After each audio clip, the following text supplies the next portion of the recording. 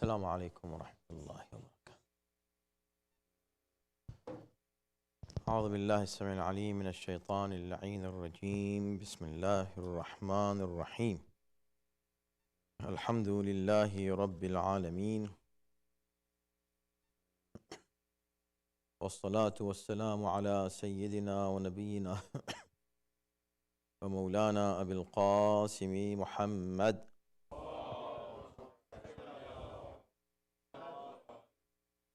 وآله الطيبين الطاهرين المعصومين، واللعنة الدائمة على أعدائهم أجمعين. بسم الله الرحمن الرحيم. قال الله سبحانه وتعالى: اذكروني أذكركم.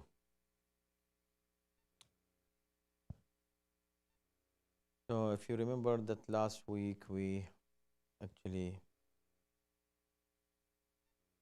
discussed the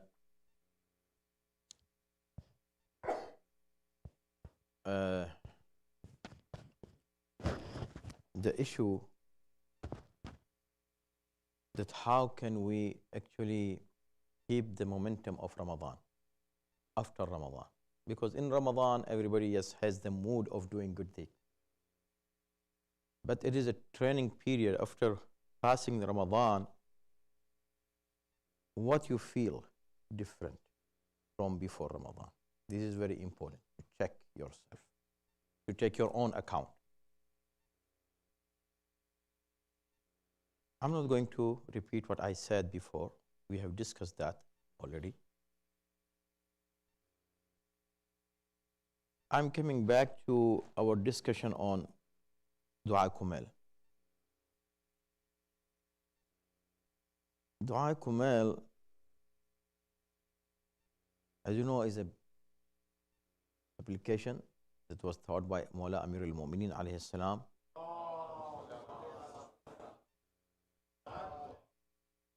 One of his companions, and this dua is after his name. This is known, everybody know that. Dua Kumail.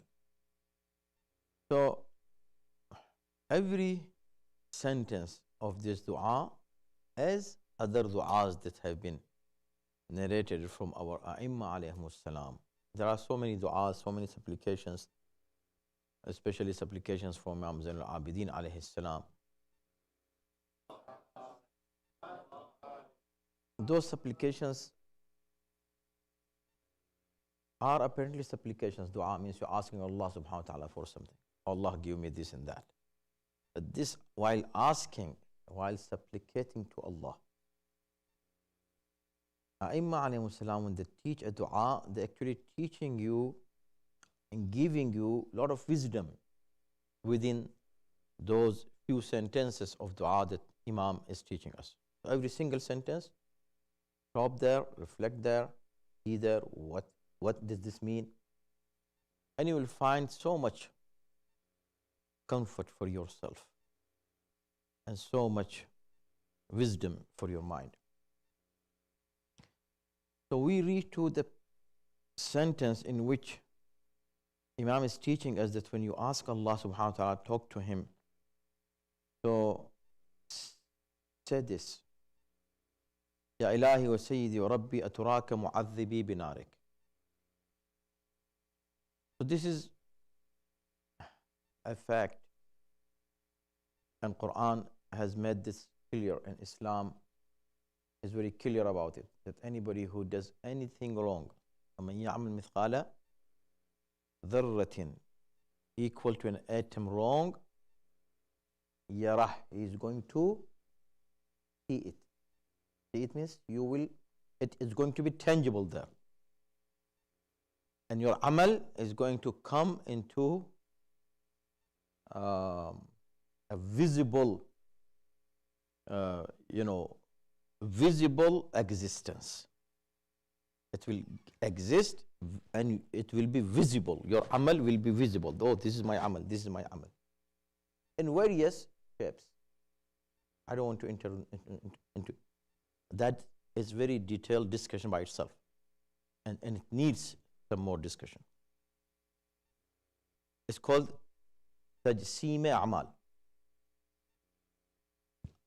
the embodiment of your amal, your actions. Your actions will appear in body shape, in various body shapes.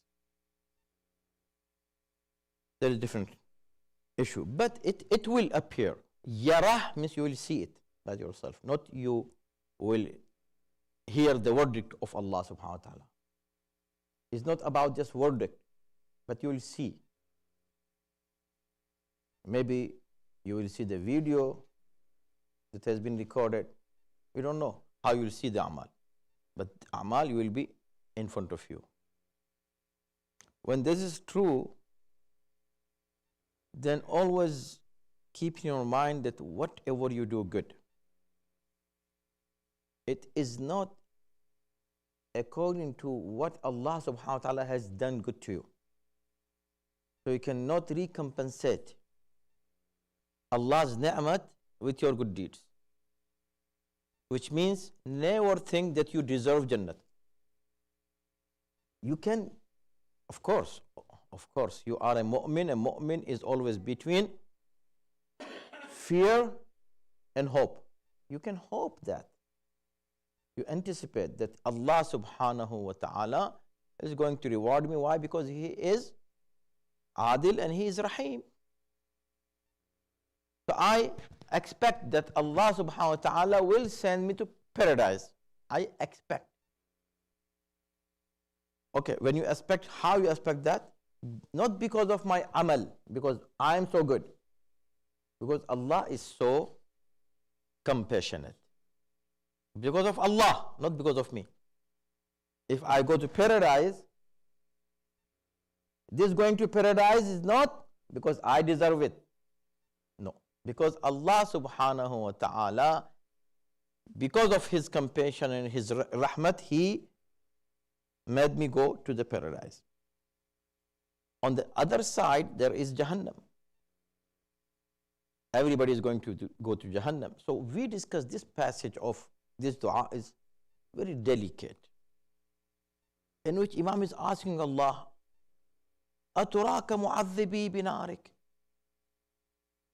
Oh Allah, are you going to punish me in your fire? Ya Allah, you are asking Allah.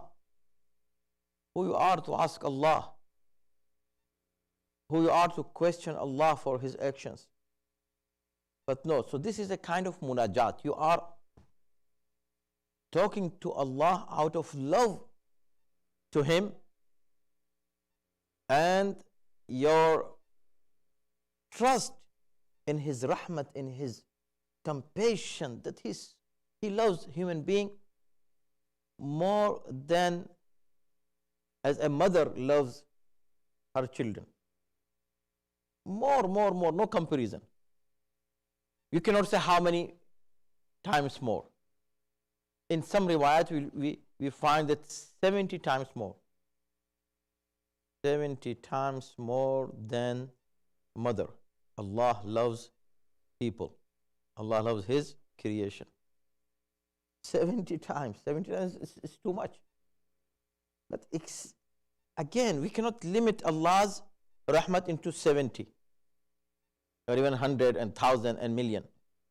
But when we see it in a hadith, we also have explanation from ulama, and even in some hadith about it. They say when the number 70 is used in Islamic literature, it not necessarily means the number 70. 70 means kathir, a big number. Just a number, big number. A huge number. How much? Kathir, so much. To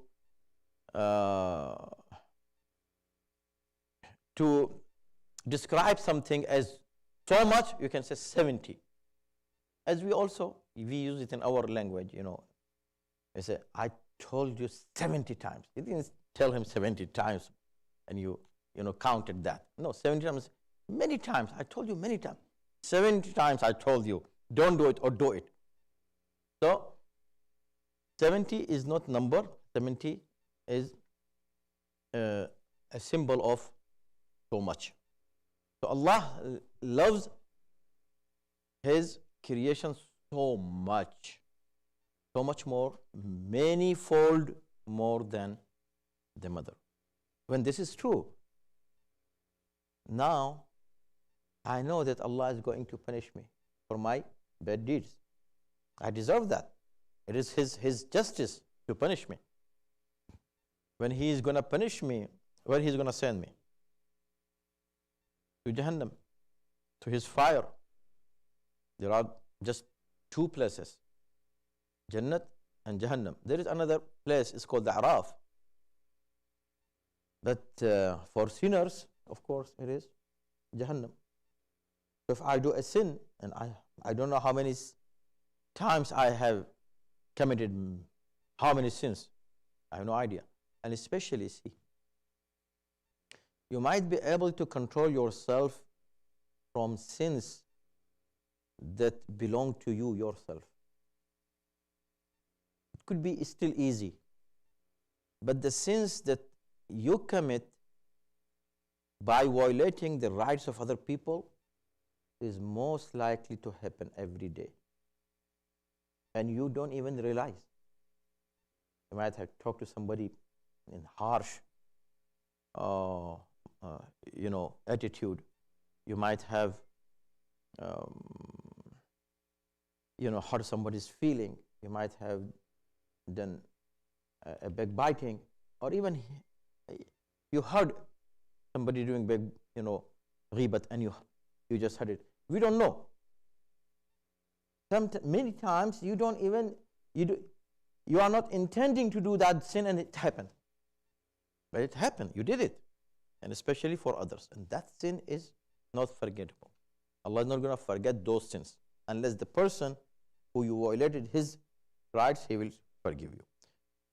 So this way, we understand that if Allah uses His justice, He is going to send us to Jahannam.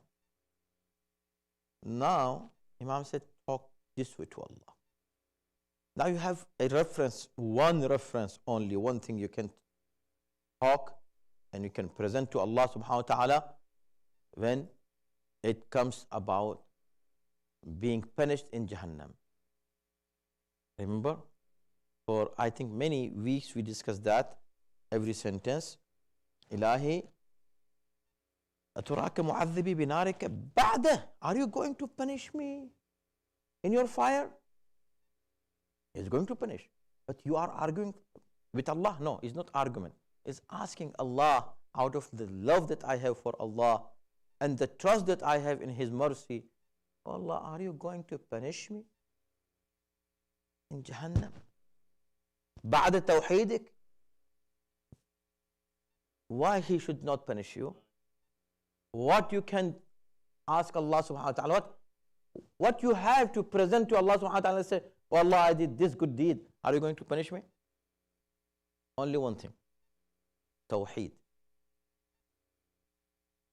To believe in oneness of Allah is the only good deed or good faith, is that you can present to Allah subhanahu wa ta'ala, and with this reference ask Him, oh Allah, are you going to punish me while I believed in your Tawheed?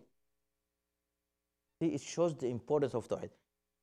While Imam is teaching us to talk this way to Allah, he's giving us the message, what?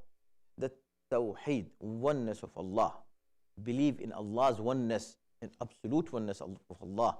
Keeping away from shirk is the best thing you can do, and you can refer to this to Allah subhanahu wa ta'ala in the day of judgment, and even here while you're reading this dua, and say, Ya Allah, I believe in your oneness. And when I believe in your oneness, I expect that you will not punish me in Jahannam. And of course, we have passed those discussions when we said that what does this mean? Tawheed what? La ilaha illallah. When you say La ilaha illallah, does it mean that anybody who says La ilaha illallah, he should not be punished? Yes. If somebody says La ilaha illallah knowing the whole meaning of La ilaha illallah, yes, he will not be punished. But if it remains on your tongue only, La ilaha illallah, La ilaha, you say it 1,000,000 times, nothing will happen with the meaning. Okay? If you remember all those points that we discussed, توحيدك وبعد من طوى عليه قلبي من معرفتك.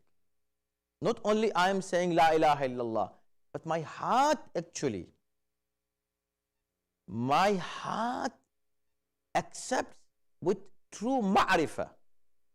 Ma'rifatik, your ma'rifah. Ma'rifah means your recognition, your knowledge.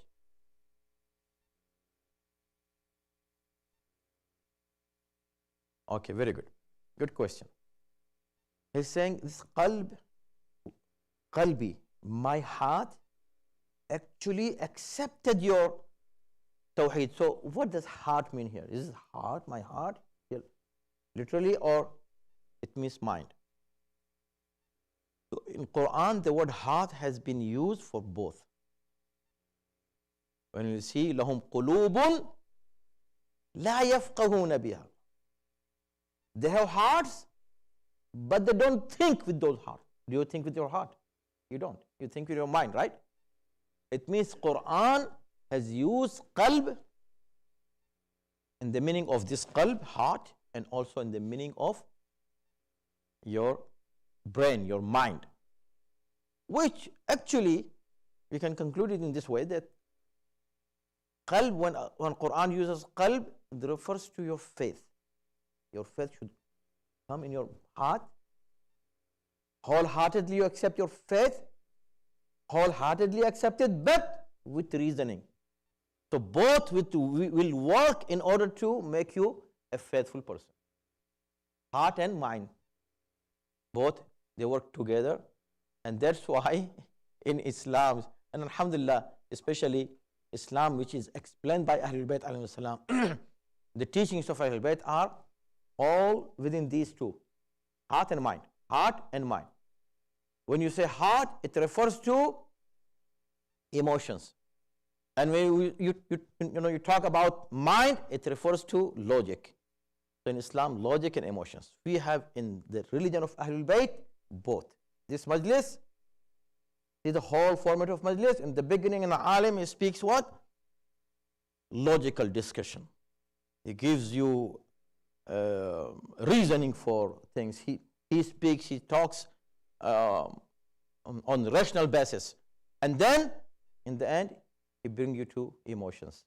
Emotionally, he attests, make you attached to Ahlul Bayt alayhi salam. The logic and emotions both work together, mind and heart, and both are what? Qalb, according to Quran. So now you're asking Allah, Ya Allah, are you going to send me to Jahannam while I have this heart, which is full of your recognition, ma'rifat. Recognition, ma'rifah. If we discuss the ma'rifah only, we need so much time to discuss that. But I'm going to stop here and open for more questions and comments here. See, first, oh Allah, are you going to punish me in Jahannam? بعد توحيدك, after I believe in your tawheed, I believe that you are one. I believe in you. And then, not I just believe in you, just like this, my parents told me, I heard it from my teacher, my Maulana told me, I learned in Sunday school. Allah is one. No, it's not enough to say Allah is one because I learned in Sunday school. It doesn't make any sense. You learn in Sunday school, but now when you are a mature person, you should be able to prove it. Why believe in Allah? Why Allah is the one? Why not 2? Why not 10? And why not, the atheist is right? Why not? You should be able to prove it. Don't say, oh, because my parents told me.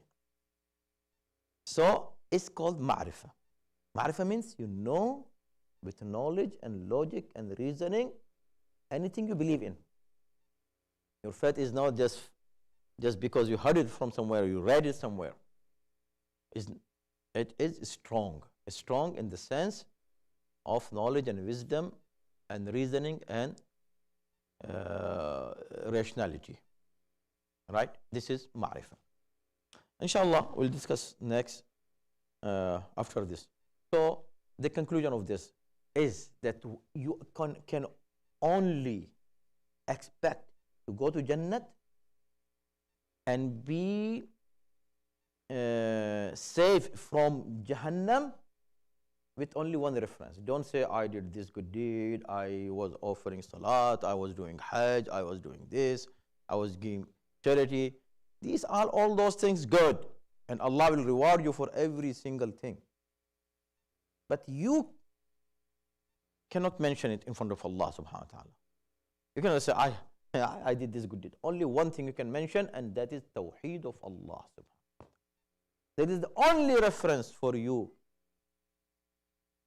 that you can mention it in the Day of Judgment to Allah subhanahu wa ta'ala. Salat Muhammad wa Ali Muhammad.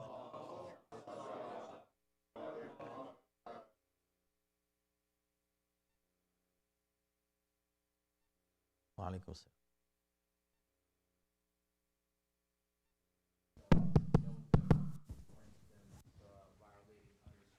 Yes. Okay. Say it again, please. Okay. Like you mentioned that in our daily life, things happen and we violate others' rights, and we sometimes don't even remember. What is the best way to compensate for those actions so that we're not held accountable? Makes sense. Good question, yes. Anybody can ask the same question, yes. Why? If this happens and I don't even know, but I don't want to do it. Or if I have done it, I want to compensate. I have to fix it. How can I do that? So first, if you know, try to fix it. You did ghibat of somebody. Try to go and say, sorry, brother, the other day I was sitting with some people were talking bad about you. I was there, I heard your ghibat. This is first way. But be careful. If he has strong muscles, and you know that if you say it, he is going to get angry. How dare you talk this about me? Then don't. That's compensation. So don't say it. See, there are steps for everything in Islam.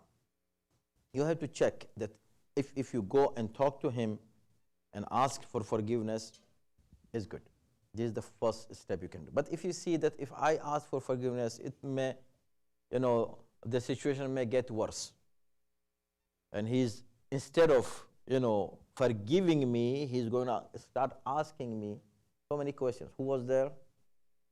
Who was talking about me? What he was talking about? And your purpose was not to tell him who and what. Your purpose was something else. But if you know that this guy is not going to leave you alone and things will get worse, so leave it. What you do? So this is one scenario. Another scenario is that you don't even know, as Brother Shabir said, you don't even know or you don't remember that you have violated anybody's rights. What you do then? So there is a way. Rahmat of Allah subhanahu wa ta'ala has given us a chance to do something that this can become a compensation for our violation of that right. And Allah subhanahu wa ta'ala will fix it for us. We cannot fix it, but Allah on His behalf, on our behalf, is going to fix it for us. What to do? There is a sadaqah, a special sadaqah called Radde Mazalim. What is it called? Radde Mazalim. Try to give sadaqah Radde Mazalim. Mazalim is the plural of Mazlima. Mazlima means any injustice has been done by you. Anything wrong done by you. You wronged someone. is mazlama. And you don't know who you wronged. Or you know, but it's not fixable now. So what you do, you give sadaqah on his behalf. The person who is your victim, give the sadaqah on his behalf. There may be 2 for their behalf, maybe 10, and maybe you don't know the numbers. So you give any amount of sadaqah, say, Ya Allah, I'm giving this sadaqah on behalf of the people that I might have violated their rights any time in my life. I don't know. Ya Allah, this is on their behalf. Please give them the thawab of this sadaqah and make them happy with me in the day of judgment. Then Allah will talk to him. I say, will you forgive Mulana? I said, no, I'm not gonna forgive him. Forgive him. He's bichara now here. No. Ya Allah, I'm not gonna forgive him. Allah said, if you don't forgive him, he cannot enter paradise then. He will let him go to hell. I don't care. Allah said, okay, how about you? You also have done so many things wrong.